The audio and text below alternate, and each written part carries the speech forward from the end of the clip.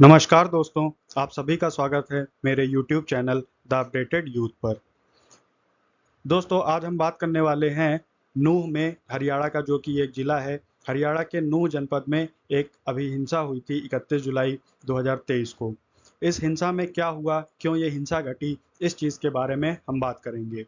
तो इस हिंसा में लगभग 200 से 300 लोगों के घायल होने की खबर आती है, वहीं 6 लोगों की मौत होने की भी पुष्टि होती है। तो इस हिंसा में क्या हुआ, कैसे हुआ, उसके बारे में इस वीडियो के ज़रिए हम बात करेंगे। आगे बढ़ते हैं दोस्तों।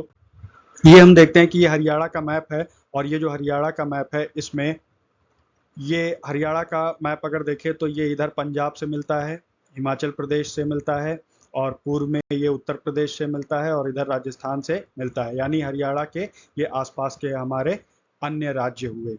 अगर हम इस मैप को और डिटेल में जाकर के देखें तो हम देखते हैं कि नई दिल्ली के पास ये जो गुरुग्राम पड़ता है, इसी के पास में यहाँ पर एक नल्हड़ नाम का क्षेत्र है। वहाँ पर एक प्रसिद्ध शिव मंदिर है, जहाँ से एक ब्रजमंडल जलाभिषेक शोभा यात्रा निकाली जानी थी, और वो यात्रा ये सोहना मार्ग होते हुए नूंह पहुंचनी होती है, और नूंह पहुंच करके ये जाएगी फिरोजपुर झिरका, और फिर यहाँ से पुन्हाना के कृष्ण मंदिर तक जानी होती है। तो लगभग यहाँ से अगर हम देखें, यहाँ से लेकर के लगभग ये 60 से 70 किलोमीटर का दूरी तय करके पुन्हाना तक पहुंचनी होती है ये यात्रा। लेकिन जैसे ही ये यात्रा सोहना मार्ग होते हुए नूंह पहुंचती है, तो नूंह में ही ये एक बहुत बड़ी हिंसा का रूप ले लेती है। यहाँ पर पत्थरबाजी शुरू हो जाती है, और देखते ही देखते आगजनी की घटनाएं शुरू हो जाती हैं, जो कि एक बहुत बड़ी हिंसा का रूप ले लेती है। जी, ये जो सोहना मार्ग है, ये हरियाणा का सबसे फेमस मार्ग है, जहाँ पर दिल्ली और मुंबई एक्सप्रेसवे का भी निर्माण किया जा रहा है। तो आगे बढ़ते हैं दोस्तों, इसके बारे में और हम जानने की कोशिश करते हैं। तो हम ये पाते हैं कि हाल ही में 31 जुलाई 2023 दिन सोमवार को हरियाणा के नूंह डिस्ट्रिक्ट में एक ब्रजमंडल जलाभिषेक शोभा यात्रा के दौरान अचानक हिंसा भड़क उठती है। जी, ये ब्रजमंडल जलाभिषेक शोभा यात्रा, जो कि अभी हमने मैप के जरिए देखा, ये नल्हड़ से होते हुए फिरोजपुर झिरका और फिर वहां से पुन्हाना पहुंचनी थी। इस हिंसा में कई लोग घायल होते हैं और कई लोगों की मौत भी हो जाती है। साथ ही साथ आगजनी, पथराव, गोलीबारी व पब्लिक संपत्तियों को नुकसान पहुंचाया जाता है, और इस कई तरीके के वाहनों को भी जला दिया जाता है, जिसमें कुछ सरकारी वाहन भी होते हैं और कुछ प्राइवेट वाहन। ये जो हिंसा होती है, ये हरियाणा के नूंह जनपद में होती है। नूंह जो है, ये हरियाणा का एक जनपद है, एक जिला है, जिसकी सीमा राजस्थान से लगती है।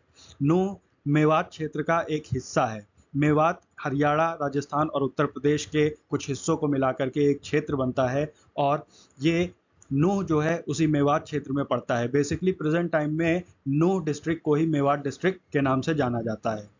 तो अगर हम देखें तो नूंह से थोड़ी दूर गुरुग्राम के पास नल्हड़ जो क्षेत्र पड़ता है, वहां पर एक प्रसिद्ध शिव मंदिर है।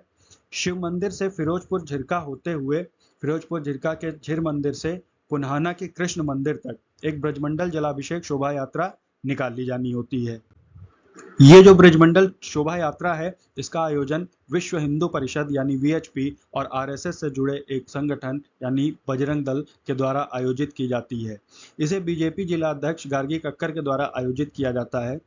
ये यात्रा शुरू होती है 30 जुलाई को, और फिर 31 जुलाई को वही दोपहर के समय विश्व हिंदू परिषद और बजरंग दल के जुड़े जितने भी लोग होते हैं, और उनके अलावा भी कई लोग हजारों की संख्या में नल्हड़ के शिव मंदिर में जा पहुंचते हैं, वहां पर एकत्रित होते हैं।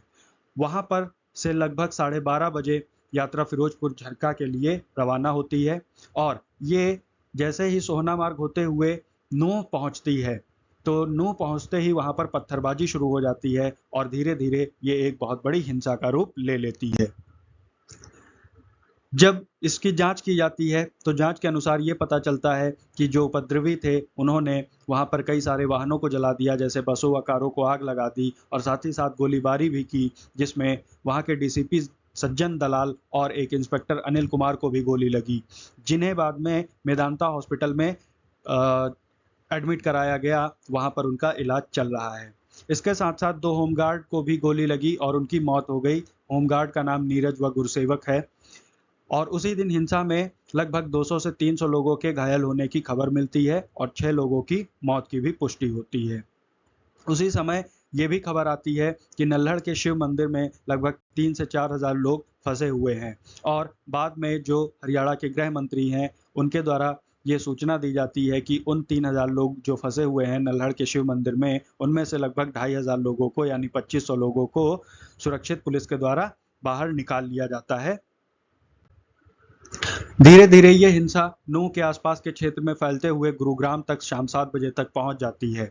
इसी बीच में हरियाणा के जो मुख्यमंत्री हैं ML खट्टर जी, उनके द्वारा एक ट्वीट आता है जो लोगों से शांति बनाए रखने की अपील करते हैं और वो लोगों से ये भी अनुरोध करते हैं कि ऐसे किसी भी हिंसात्मक मैसेज या सूचना को सोशल मीडिया पर शेयर ना करें जिसकी वजह से ये हिंसा और भी भड़के या किसी अन्य जगह पर भड़के। साथ ही साथ उन्होंने ये भी कहा कि जो भी इस घटना के दोषी हैं उनको माफ़ नहीं किया जाएगा, किसी भी रूप से बख्शा नहीं जाएगा और उनके खिलाफ जो भी उचित कार्रवाई होगी वो की जाएगी। तो ये पूरी की पूरी हमारी घटना होती है जिसमें 200 से 300 लोग घायल हो जाते हैं। इसके अलावा नूंह के आसपास के क्षेत्रों में भी हिंसा भड़कती है और 2-3 दिन बाद गुरुग्राम में भी ये हिंसा भड़क उठती है। अगर हम हिंसा के बारे में जानने की कोशिश करें तो आइए अब देखते हैं कि क्यों ये घटना होती है। तो जब इसकी जांच की जाती है तो ये पता चलता है कि जो बजरंग दल है, बजरंग दल के द्वारा एक दिन पहले सोशल मीडिया पर एक वीडियो फैलाया जाता है यानी शेयर किया जाता है। वो जो वीडियो है इसे जनरेट किया था मोनू मानेसर नामक एक व्यक्ति ने। मोनू मानेसर जो है ये बजरंग दल का एक सदस्य है और वो इस वीडियो में बोलता है कि वो जो ये शोभा यात्रा है उसमें शामिल होगा, क्योंकि मोनू मानेसर के खिलाफ पहले ही लोगों में गुस्सा भरा हुआ था। तो जैसे ही सभी लोगों को ये पता चलता है कि इस शोभा यात्रा में मोनू मानेसर भी शामिल होने वाला है, वैसे ही नूंह में ये घटना हिंसा का रूप ले लेती है। जो मोनू मानेसर है ये हरियाणा के मानेसर क्षेत्र का रहने वाला है। ये बजरंग दल का एक सदस्य है और साथ ही साथ एक गौरक्षा संगठन भी चलाता है और यह खुद को गौरक्षक भी कहता है। मोनू मानेसर ने हाल ही में 15 फरवरी 2023 को राजस्थान में गौरक्षा का हवाला देते हुए 2 मुस्लिम युवक नासिर और जुनैद को मारकर जला दिया था।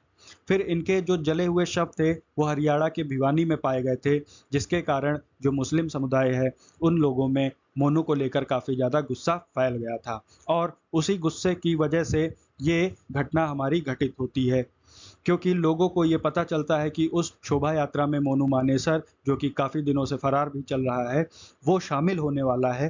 तो उसी की वजह से ये हिंसा होती है, ऐसा अभी तक जांच में पाया गया है। इसके अलावा जब ये घटना होती है तो इस घटना होने के बाद जो कानूनी कार्रवाई की जाती है उसके बारे में हम जानने की कोशिश करते हैं। तो ये पता चलता है कि जो नूंह है और जो आसपास के इलाके हैं, नूंह के आसपास के इलाके, वहाँ पर धारा 144 लागू कर दी जाती है और साथ ही साथ कर्फ्यू भी लगा दिया जाता है और गुरुग्राम में भी धारा 144 लागू कर दी जाती है। इसके साथ साथ फरीदाबाद, पलवल, रेवाड़ी से पुलिस फोर्स को बुला लिया जाता है, क्योंकि धारा 144 लागू है तो किसी भी जगह पर आप 4 या 4 से ज़्यादा लोगों को लेकर के इकट्ठा नहीं हो सकते और अगर ऐसा कोई करता है तो उन लोगों के खिलाफ सख्त कार्रवाई की जाती है। क्योंकि ये हिंसा गुरुग्राम तक पहुंच चुकी थी, इसीलिए उसके पास के क्षेत्र यानी दिल्ली पुलिस को भी सतर्क रहने को कह दिया जाता है, क्योंकि वहां पर भी ये हिंसा हो सकती है, ऐसा अनुमान लगाया जाता है। इसके अलावा केंद्र सरकार ने भी 15 कंपनी पुलिस फोर्स की भेजी है नूंह में, ताकि हरियाणा में किसी भी तरीके की आगे कोई घटना अगर हो तो उससे निपटने के लिए सरकार तैयार रहे। इसके अलावा सरकार के द्वारा नूंह में इंटरनेट को बंद कर दिया जाता है और डीएमजी के द्वारा गुरुग्राम में स्कूल कॉलेज भी बंद कर दिए जाते हैं, क्योंकि गुरुग्राम में भी हिंसा की घटना आती है। तो ये हमारी पूरी की पूरी घटना थी, जिसके वजह से मोनू मानेसर नामक व्यक्ति जो है, इसकी वजह से यहाँ पर ये बताया जाता है कि ये घटना होती है और ये घटना 2 समुदायों के बीच में होती है। बाद में इन समुदायों के जो नेता होते हैं उन लोगों के बीच में आपसी बैठक कराई जाती है और बैठक होने के बाद में ये पता चलता है कि अब आगे कोई भी ऐसी घटना ना हो और शांति रखने की अपील की जाती है। लेकिन क्योंकि अभी केस नया है इसलिए काफ़ी ज़्यादा रिस्क साबित होता है, इसलिए अभी भी धारा 144 लागू है और कर्फ्यू लागू है। इसके साथ साथ ये भी आदेश आया था कि 5 अगस्त तक इंटरनेट को बंद रखा जाएगा, ताकि किसी भी तरीके की कोई ऐसी घटना या ऐसी सूचना सोशल मीडिया पर शेयर ना की जा सके जिसकी वजह से हिंसा और आगे भड़के। इसके अलावा आसपास के क्षेत्रों को भी यहाँ पर सतर्क रहने को कह दिया जाता है ताकि वहाँ पर भी ऐसी कोई घटना दोबारा से ना हो। आई होप आपको इस वीडियो के ज़रिए जो भी ज़रूरी जानकारी है वो प्राप्त हो गई हो और वीडियो आप लोगों को पसंद आया हो। धन्यवाद दोस्तों।